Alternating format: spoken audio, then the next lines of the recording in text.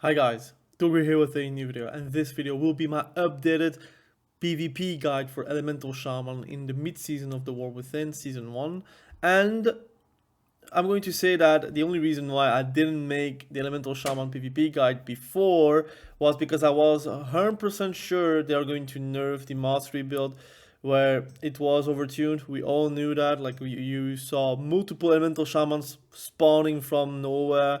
And I decided to wait off for the nerfs because I for sure was convinced that they're going to nerf the mastery build, and they did. And since I wanted to wait and see, now I have the utmost certainty that it will not change anymore. They might buff it again, but I don't think they're going to buff to the point where you're going to go for mastery. So I'm going to present you one build that I'm playing like 99% of the time. If it's solo shuffle or solo QRBG or whatever content I'm playing with this build. It is the most coherent one. You have a bit of everything, and you could be going for the other build as well, but I might maybe make a second video for that.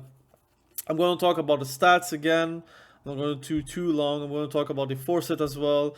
I'm going to talk about embellishments you should go for or not go for. I'm going to talk about the build, the PvP talents that you should run most likely in the different situations. I'm going to talk on soul shuffle, how to survive in soul shuffle most likely for you guys. It will be interesting.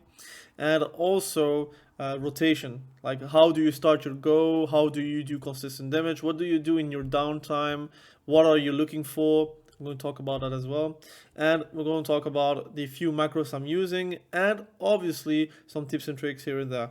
Now, let's start right away with the guide.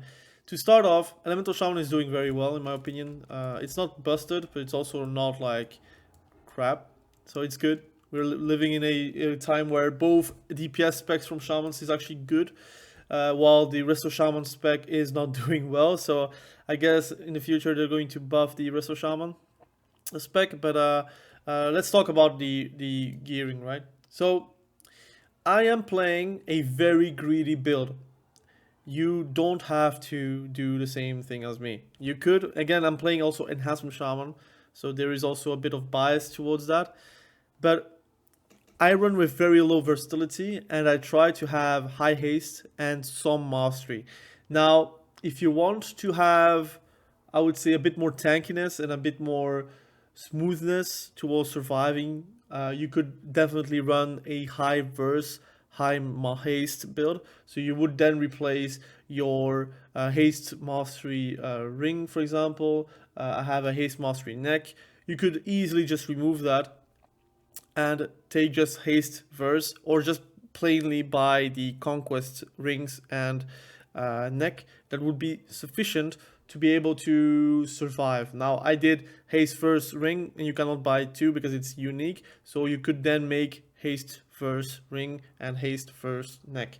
Now if you're like me and you want to be a bit more spicy, I like to have haste and mastery because those are like throughput stats. And then you have verse, which is your kind of defensive stat. It does some throughput, but it doesn't scale well in season 1. What do I mean is you don't have enough points, or you don't have enough stats to have high haste. That's something you should notice. Now, high verse, excuse me. But again, that is preference. I'm going to reiterate. Go haste verse, then mastery, and crit should be your last thing you should remember. In my opinion, if you're playing full crit, you are playing a build that doesn't exist anymore. Your ascendance doesn't give you more damage towards your lava burst with your crit. Before, if you pop ascendance, your crit would scale, your lava burst would scale with the crit chance. So if you had 20% crit chance, your lava burst would do 20% more damage. Now it is gone. Your crit only works very well on your earth shocks and your lightning bolts. There will be probably in the future, whenever conquest is uncapped, I will be trying a full crit build again. Maybe because earth shock could be interesting, but I still think haste is the most smooth stat for shaman, like just elemental shaman, but also an enhancement shaman, because you can hex very well. You have more procs from lava surges as well, because you have more ticks with your flame shocks. in general, it feels way better to cast spells, and I feel like I survive way better with haste than with other stats, because you have more GCDs that you can use towards utility, which is something you don't have if you are crit or mastery. So, Forset, I'll be playing Forset. Now I have the enchants from Enhanced, because I did play Enhanced before making this video. Like, I played the Soul Shuffle today as Enhanced, so I'm not going to change my stats every single time. I try to play a week of Enhanced, and then a week of Elemental Shaman, a week of Enhanced, a week of etc, etc. But what you want is the Forset. I really like the Forset. I think it's something extra that realistically you lose some stats. Crit verse is not that good, but it's a good Forset for both Enhanced and Elemental Shaman. So if you're like me and you're playing both specs, I think it is a must to go for that. You have Earth Shock damage increased, which is great because Earth Shock is really hurting. You can like crit to 2 million Earth Shocks, which, to be fair, if you do a 2 million Earth Shock, someone is going to say aye. And then the Forset would be Spending Maelstrom grants you 5% increased critical strike chance and 10% decreased critical strike damage, which is good. It's like a stat that that is nice to have, and your lava burst is going to be increased because of that. It is not a chance on, so it is like always, if you're spending Maelstrom, you get a buff. So that's something that is also to be accounted for. If you're critting your lightning bolts from your Stormkeeper, for example, if you're critting your lava burst, if you're critting your earth shocks, all these are going to be augmented because of the Forset. So that's actually a good thing to have as well. Embellishment, though, right now I am not playing with an embellishment. I still have my Nerubian. But what I would play is the elemental focusing lens. That's how I would be playing. I still need to replace that. I have now gold, so no, I can't do that, but I forgot to do it. But just take the elemental focusing lens. And the gem that you should go for, in my opinion, is the damage reduction when affected by crowd control. Now I understand precog is great. The issue is people are not really kicking you except for Hex. So you could realistically like farm precogs with Hex. But the issue is that I do die in stuns. That's how I die as Elemental Shaman. It's whenever I'm stunned, I don't have Astral Shift, I can die from a sub-rogue or from anything else. This will ensure that I actually survive a bit more, or it's easier to survive at least. And I don't find like precog that mandatory on Elemental Shaman. Some people may say, well, it is mandatory, but for me it is currently not. Not with this build at least. If you're playing the other build, it might be. So there is that pretty much, just haste. Now let's talk about talents. Talents. I'm not going to talk too much about the class tree, because realistically, a lot of these things are like flexible. If you want to have a stun, if you don't want to have a stun, if you want to have a snare break, so for example, you're snared from a frost mage, or DK has a chain of ice on you. You can remove it by going Ghost Wolf, so that's cool. You can always have that. You could have a stronger snare on your Frost Shock. You could have increased healing on yourself if you're playing like World PvP or you're playing in RPGs, also RPGs, and you want to heal yourself. It's quite good to have as well. You could have like, you can say, look, I don't need Voodoo Mastery, although I think it's one of the most cool things. You can say, look, I want to have a D-Curse. If you're playing versus a Shaman, or a affliction warlock, for example, you want to like decurse yourself, that's a good thing to pick. If you want to have like, if you're playing versus like a double frost mage, for example, healing stream totem would be like directly a good defensive for you, because it's a 6% less damage taken from frost and fire damage, which frost mages have now. So you have choices, and that's a good thing. But that's why I don't talk too much about the class tree, because a lot of things are not that mandatory, and it will depend on situations and if you are in those situations. For example, if you're versus a Boomy and you think they're going to root beam you, well, Spirit Walk is going to help you. But in any case, I play with Gust of Wind because I can push someone away, Gust of Wind away, and then you have like some distance from the warrior that is actually chasing you. Let's talk about the spec tree, then we're going to talk about Farseer. Spec tree, I'm playing with Earth Shock, so you have Elemental Blast as well. You have the possibility to play Elemental Blast, but right now Earth Shock is so good that there is no real reason to play Elemental Blast. If one day Elemental Blast does like literally 30% more damage, then I would consider. Right now it just doesn't do that much damage, but takes way more Maelstrom to actually do it. So for now, Earthshock is the better one. I'm playing with Ice Fury and Fusion of Elements.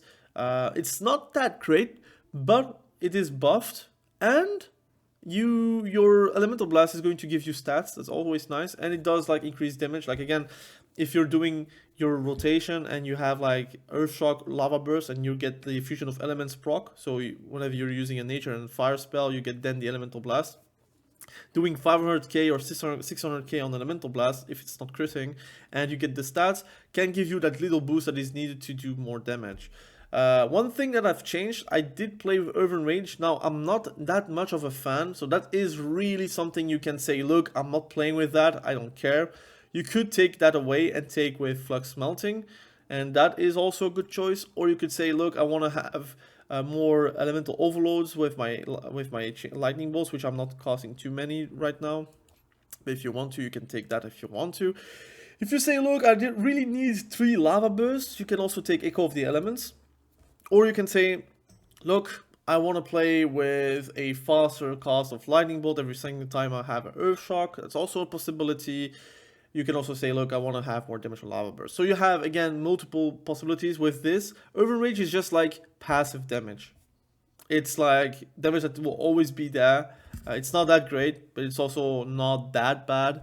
So there are worlds where I do play with Flux Melting because I want to do like the bigger Lava Burst possibilities. But it is kind of gone since that they actually nerfed, they removed the PvP talent, which would make Lava Burst really hurt, but you would not have like the instant Lava Burst ones. But this is like a choice, right? Right now I play with Urban Rage, but sometimes I do play with Flux Melting, depending on situations. Because this is really a no-brainer. You don't need to think about like Frost Shocking before your Lava Burst. So it's a good thing. Why am I not playing with Master of the Elements, or why am I not playing with Elemental Unity? The issue is that this is a great talent, for sure. And this is also a great talent for sure, but you don't really need Echo of the Elements because you already have 1 extra Lava Burst charge because of Elemental Reverb. Now if you're playing the other build, you could then go easily for the Master of the Elements and Elemental Unity. This will make your Earthshock do some great damage, some very great damage actually. But again, this is like choice. You can say, look, I want to have Urban Rage gone, and you can take Echo of the Elements. And you could say, look, I don't need the summons a powerful lightning element. You could take that away, but then you have like you have to commit another point to get Elemental Unity because you kind of need everlasting elements right now. So yeah, you have choices to make, and you have to decide, look, what is like more worth it or not.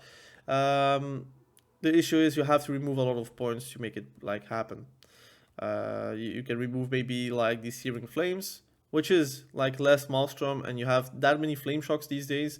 It kind of sucks, but this will make your Earthshock actually hurt very hard. Now that is like a possibility that you can go for.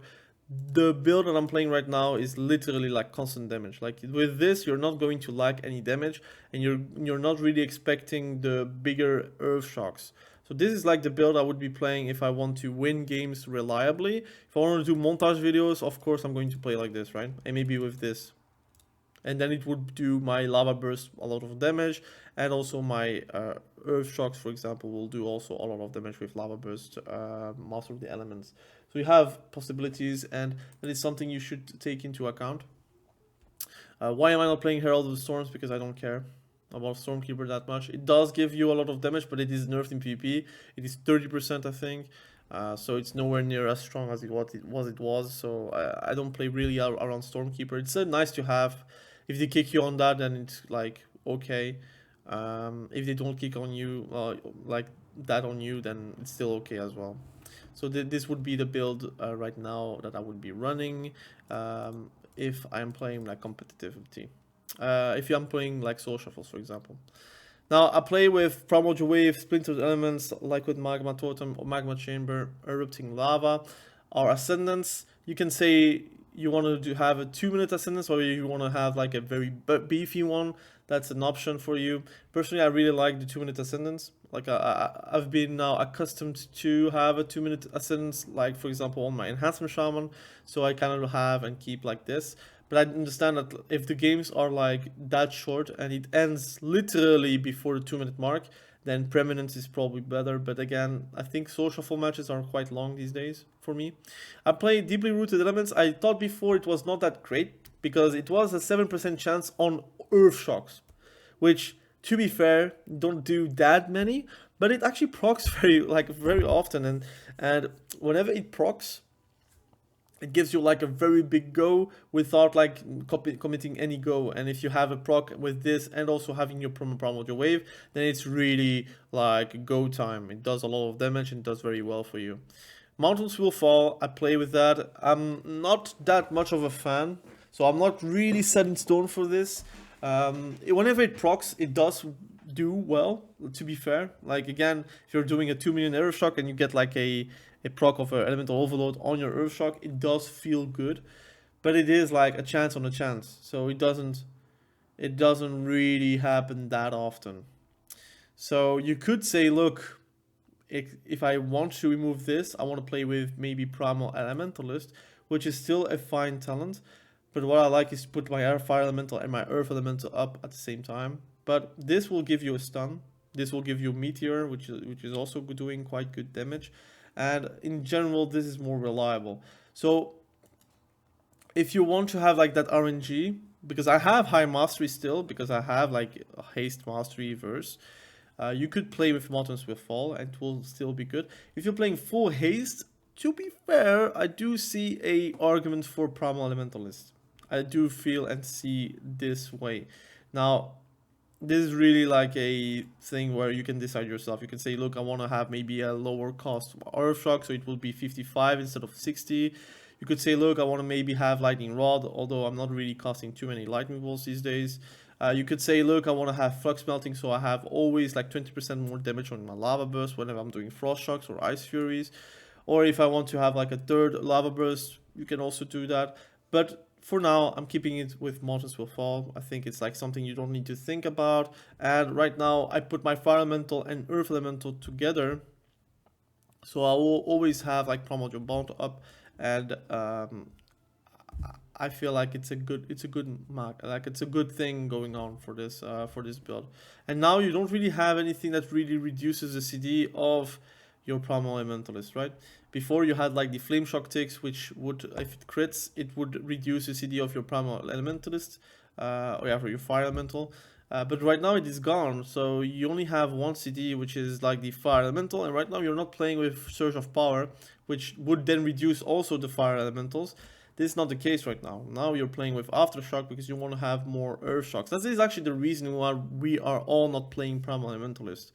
There is an argument for it, but it's also like the case where the talent trees has changed too many times to make it actually not that worth it. It's a 2.5 minute CD. It's not that big, it's not that great, and you don't really have anything that reduces the CD of like Primal Elementalist or like your Fire Elemental. So this is pretty much the explanation for the spec tree. Now, why am I playing Farseer? Now you don't see like I play also Stormbringer, my Stormbringer build. Like I have one, but the truth is Farseer is the more reliable one. If you're playing with routine communication, you'll have many ancestors popping up out of nothing, which then would give you more damage. And in general, if you're doing a Lava Burst and all the costs from it and the Maelstrom procs and whatever, you can actually have like great amounts of ancestors if you are like very lucky. You could also say, look, I want to have like a 10-second ancestor, which is also fine. But I kind of like routine communication right now since the rework. I play with the powerful spells, so it does more damage. I have now Natural Harmony. Why am I not playing Earth and Commune? Because Earth Shield doesn't heal that much anymore. Like, if it was healing more, if it was actually healing 100% more, that would be making me feel like, oh, okay, this is interesting. But right now, I think it's 70k per tick, which is not that great and gets dispelled anyway. So this is actually like reliably better for my own survival in general. The good thing is about Farseer, you have a lot of buffs towards your spells. You have a lava burst, 5% more damage, and a gaining an additional charge. So you don't need to have like the talent for it. You have Spirit Walker's momentum, so you have the Aegis and the Grace for a longer time. You have when an ancestor departs, they cast Elemental Blast at a nearby enemy, which is also cool because it does also some good damage. You have improvement on Earth Shock and your healing on Healing Surge, which is also always welcome. And Astral Swiftness makes it up for the low amount of lava surges you could get if you're like very unlucky. This is like a reliable Primordial Wave go, and this is actually very good. So I'm going to explain on the macro side. It hasn't changed too much from my previous guide, but for the many people that are new to Elemental Shaman and they want to go into the hype, this will be interesting to talk about. So PvP talents really quickly. I play with Burrow, Shamanism, and Grounding Totem nearly every single game. Now, if there is a game where literally I don't need to Grounding Totem for some reason, I don't know if I'm playing like versus Double Warrior, like Warrior Windwalker with Preservation Evoker, I guess, because you don't have anything to ground for except maybe like Sleepwalk. Then I would be playing Totem of Wrath. But there's also situations where I do play Static Field Totem and I get a Totemic Projection and it will give me a bit more leeway. The issue is it is a longer city. It was a 1 minute city, now it's a 1.4 minute city, so you don't get a lot of uses anymore. Electrocute is useless. It actually needs like a 100% modifier on it to actually make it way better. And even then, I would then decide to see if it's good or not. It might be just, they need to put it on the class tree at this point. I think if it was on the class tree, it would be maybe taken. But right now it is just not a great PvP talent. Unleash Shield is something I do play, especially in solo shuffle, like in solo QRBGs, but also in solo shuffle. If I feel like those guys are like having no mobility, for example, a warrior, I feel like it's super easy to use. You can Unleash Shield, he charges onto you, Thunderstorm, Earth, like you can Earth bind them, Earth grab them, and then you can just like run away with a gust of wind. You can then lasso them whenever they're going close to you. So this is like the ultimate kiting machine. This is going to give you a lot of kiting, and you have Earth Shot and Lightning Shield. So you're going to effectively knock them away and then root them in place. So it's a very, very good talent, and I think people are sleeping on it. It's very strong. And in lower lobbies, low elo, I swear, if you're like stuck in 1.4 or whatever, 1.5, play with Counter-Strike Totem, see for one round if they do break it. If they don't break it, just abuse it. Play Counter-Strike Totem, even put Totemic Recall and Counter-Strike Totem again, and you can literally like destroy them because they're like dumb to not break it, right? So these are the PvP talents I'm running for. Burrow, I think it's too good to pass up. Like, it's really just giving you more time. Don't wait too hard on using it, because to be fair, you're giving more time for the healer to come back. And if you're using it, they're not using a CD. If they make you, like, if your healer is using a CD and then you have to burrow, then you have actually like overlapped the CD, so it kind of sucks. So try to burrow maybe faster than the healer so you can actually catch up. And Shamanism, it's PI, but like a lower amount of PI, and I do like it. It does make it feel way more smooth. I put it on my Primordial Wave macro, and every 2 Primordial Waves I have like Heroism or Bloodlust, whatever it's called, for a Horde, and I find it very cool. So those are the PvP talents. Let's talk about 2v2, I think it's dampening comps, I don't really like. It's with a healer pretty much. 3v3, you can play with a melee, so Windwalker Elemental Shaman is great. Sub-Rogue Elemental Shaman or Assassination Rogue Elemental Shaman is also quite good. Outlaw Rogue also, but it's again a dampening comp. It's not going to win you games directly.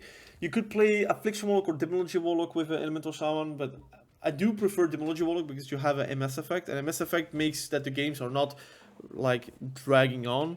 It will give you more chances to win faster.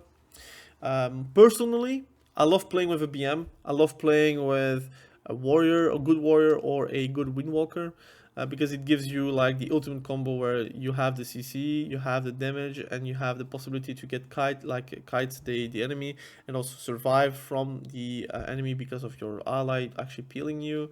You have a lot of pressure as well, and you have more often AMS effect, which does help with like finish off targets, so it's quite good.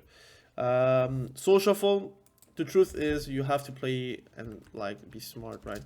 You want to be able to Thunderstorm into like an Earth Grab. It helps you, especially versus warriors or DHs where they don't get any of these spells. They are going to sit there and you're going to then attack the second target, for example. Try to also be aware of fake casting for the sake of fake casting. Kind of sucks, man. You have to fake cast with a purpose. Like, I'm going to fake cast this. The second cast I'm going to do, I'm going to unleash it anyways, right? This cast is going to go off no matter what. If I'm getting kicked, so be it.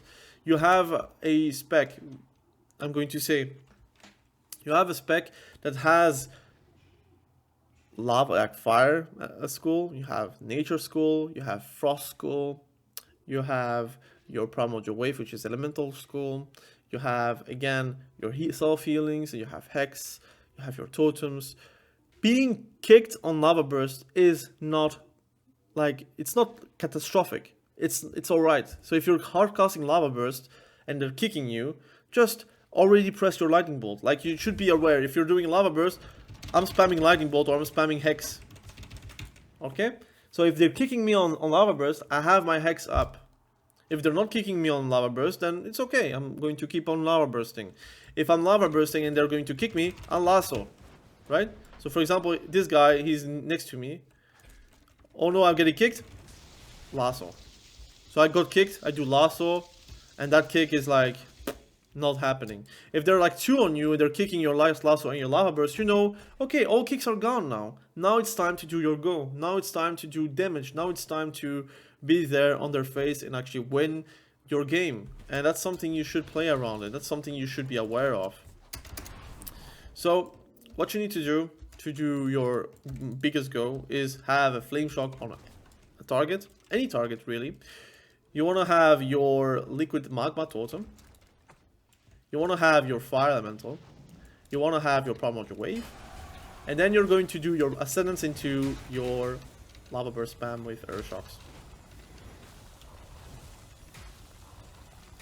Are you seeing how much DPS I have? And yes, I have 5 fire flame shocks. But often in PvP you will have pets or whatever, and if they're grouped up, you're putting your liquid magma totem, it does insane amount of damage. Now, not this, excuse me. So let's show you really quickly what I mean. 34 seconds, guys. 34 seconds. And yes, multiple targets. It is what it is. I cannot really show you in a real PvP environment, but it is what it is. Hopefully I do show you. My lava burst can go up to 750k, all crits, because again, you have your flame shocks, and your flame shocks makes it that you're going to crit every single lava burst. You have your assisters actually doing some great damage. It is 15% of my damage, guys. You have flame shock, which is okay. Come on, man. Is the flame shock still there? Okay, the flame shock is still there. Let's wait a bit. You have your earth shock with your earth shock overload. This is important, guys. Like I said, we're not playing with primal elementals, we're playing with the Earthshock overloads. And if you're doing your ascendance, you also are going to be more likely to do your Earthshock overloads, and it actually deals a significant amount of damage. You see, I did 5 hits of Earthshock, and Earthshock overloads did 9 hits. So it means that it can proc on itself as well. It does a lot of damage. So I did a 1.7 million crit, and it also do a 744 crit. If you know how math works, it is over 2 million. It's 2.4 million. It actually does a lot of damage. I don't know a lot of classes and specs that can actually do a 2.4 million crit without sweating, because it is like literally not without sweating. And that is like luck based, right? I'm not critting every single time, I have low crit. But imagine if you're critting a lot of this stuff, you're going to obliterate people. Erupting lava is, for me, it's a nice to have. It is 6.9% damage, so it's not that bad. But the issue is that I found is that it removes my dots, so I really have to have my fire elemental up to keep my flame shock alive. Now I'm going to do another go without like 5 targets, so it will be more realistic. So let's say these are like a warrior and a frost mage, right? So this is like the warrior, and this is the frost mage because you want to target the frost mage.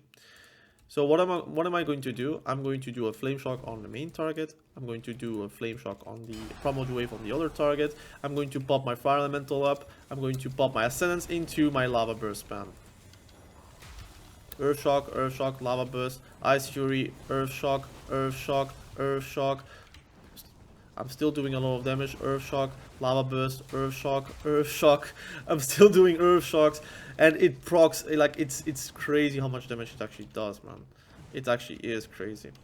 And this is only like 2 targets. Now it got spread up because I have ascendance. Whenever you're doing ascendance, it is going to also spread for flame shock to like up to 6 targets. So you're going to always have a lot of flame shocks on everyone, which is going to effectively boost your damage like drastically.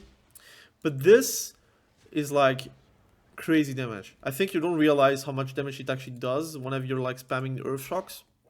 Even if it doesn't overload, it still is a very important stuff. Like this like is only damage on like 1 target without the liquid magma totem, because liquid magma totem actually does a lot of damage.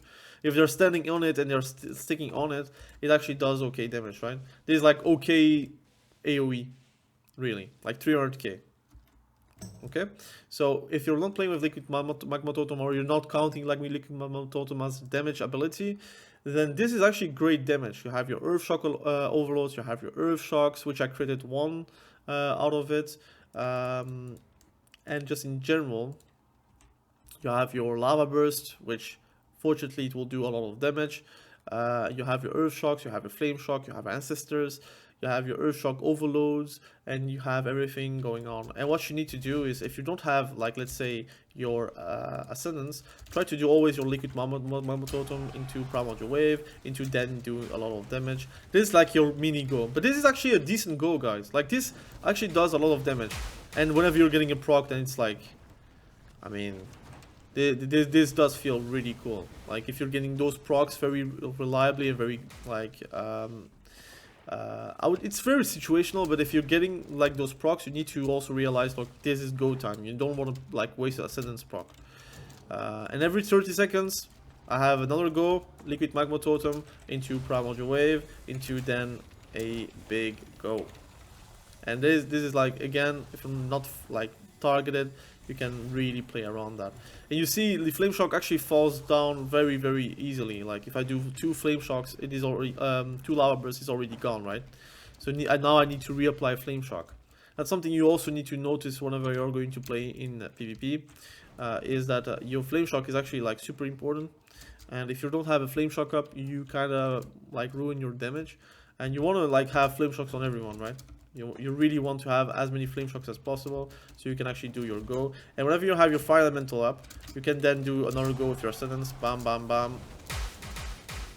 And this is a lot of damage. Like, I'm spamming my earth shocks. Try to not overcap your earth shocks, and you're good to go. Huh? I mean, this is like, again, and you can also have your ascendance procs inside of your ascendance, so you can have a longer ascendance as well. And this is like a lot of damage. And then in 10 seconds you have another primordial wave go. So you have primordial wave as your swiftness, and you're good to go.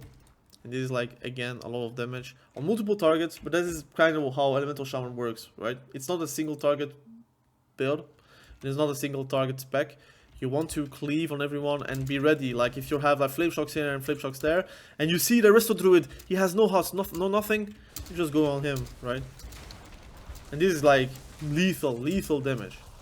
Like that guy is not going to be unscarfed. He's going to tranquility, or he's going to use a CD to survive.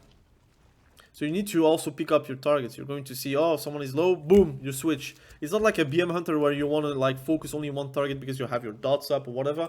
Here you have multiple flame shocks. This gives you the possibility to switch up on everyone. If you have your primordial wave with your ancestral swiftness, switch up. If you see this guy has no hearts, low HP, and this guy is like on you and he has full HP with all hearts and he's normally the target, F that, man. You're going on him, boom, and you're going to do your go. Alright? Now, I didn't talk about Stormkeeper, so I'm going to talk about it.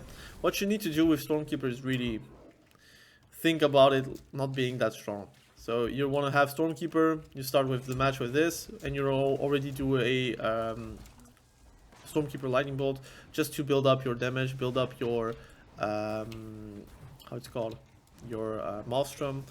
Just in general, try to Stormkeeper whenever you can, whenever you want to. This is actually good AoE, by the way. Like, the Greater Lightning element is actually doing some good work, so you need to play around that as well. And this is like the most important part. Like, try to use your whole kit if you are like the target and it is going to be a long match. Don't use your Stone Bulwark Totem directly because it's a 3-minute CD, so it might not go up again. So try to use it whenever you need to, but also know that this is also dispellable. It's a magic dispel, so if someone is spamming dispel whatever, it's going to be gone very quickly. Try to Astral Shift very soon because it's a 1.5 minute CD, so you can get it back quite fast. But don't use it for nothing, but do use it whenever you're feeling like you're going to be the target. Try to hex whenever you can with your focus hex macro or with your hex onto the DPS, because again, a DPS that is hexed is doing no damage. So that helps as well. I'm going to show you the last go. So you have a Flame Shock. You have here your other targets. So you're going to do another Flame Shock here. Stormkeeper, Primordial Wave, Earth Elemental, and then you're going to do your go.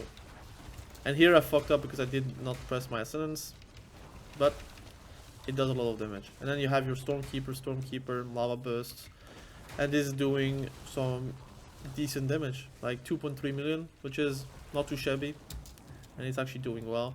And your Ice Fury is actually like a good Maelstrom regeneration, by the way, because your Frost Shock actually generates a lot of Maelstrom whenever you're getting your Ice Fury procs. So that is also something you need to keep in mind, because your Earth Shock is actually the thing that is going to do a lot of damage. Your Greater Lightning Element actually did 5 million. Okay, it's AoE. Again, maybe I can show you on a single target, but it actually does some okay damage. You have your Lightning Bolts. It will never be that high in PvP, by the way. Don't, like, just forget it. I wish it was that high, but it is not that high. Your Lava Burst actually doing some great, respectable damage. And your Overloads are there for it. Now, let's say he is a target.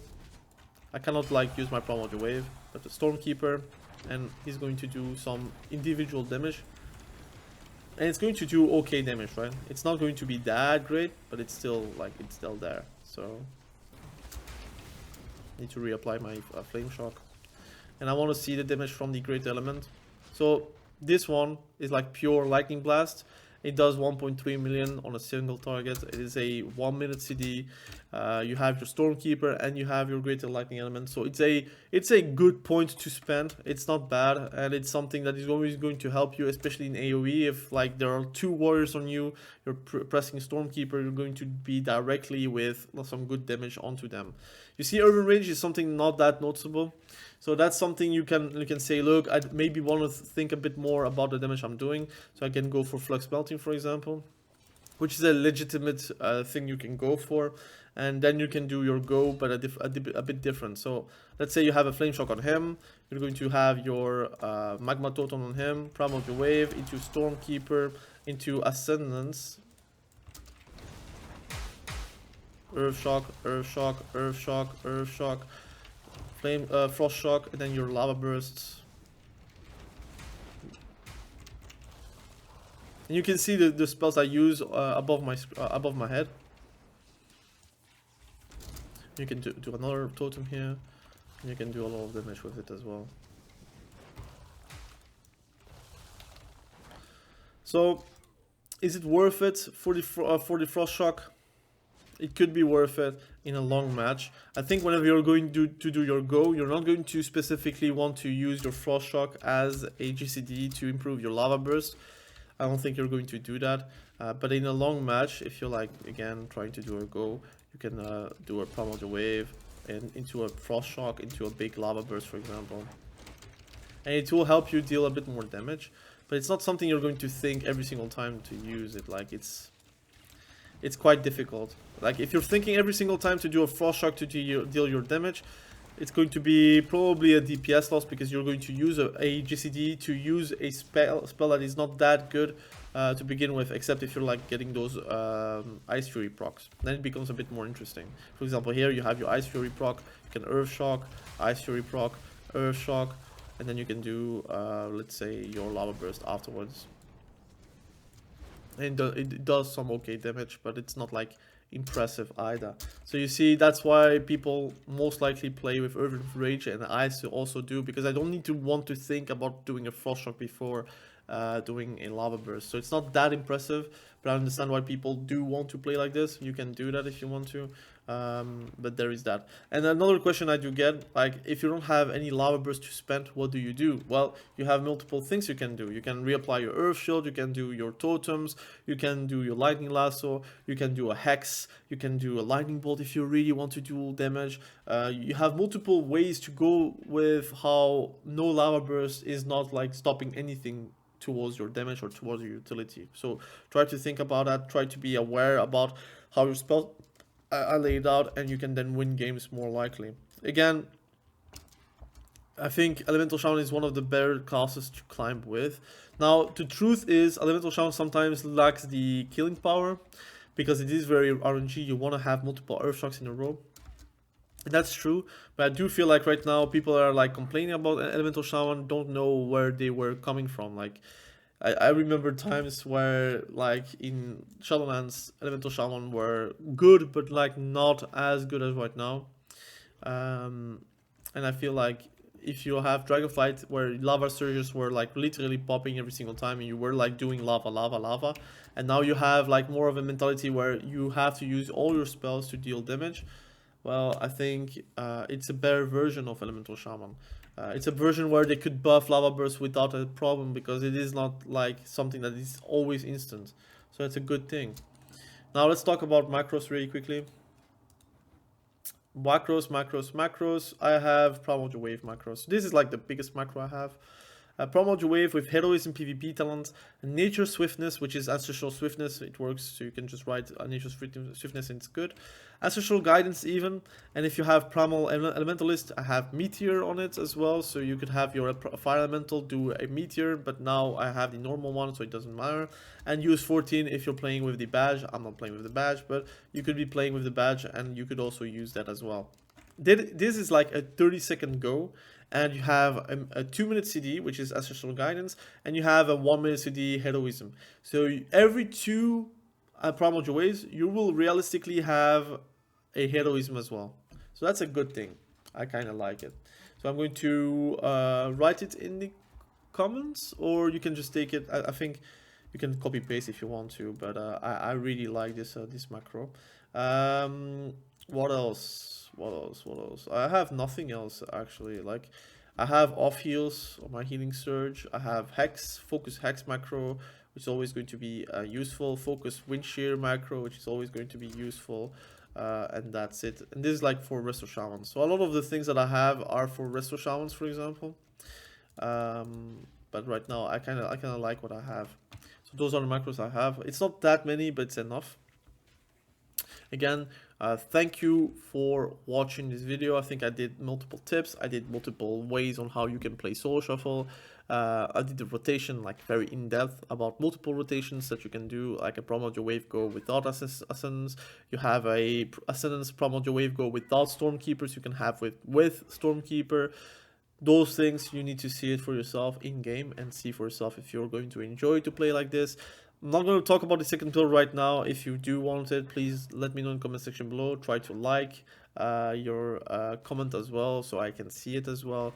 And then obviously I will make a video about it if you really want it. But I think this build is the easiest to play and where you are going to get the most result with. It's a bit boring farce here, but it is what it is. Again, thank you for watching. Have a great day. Bye.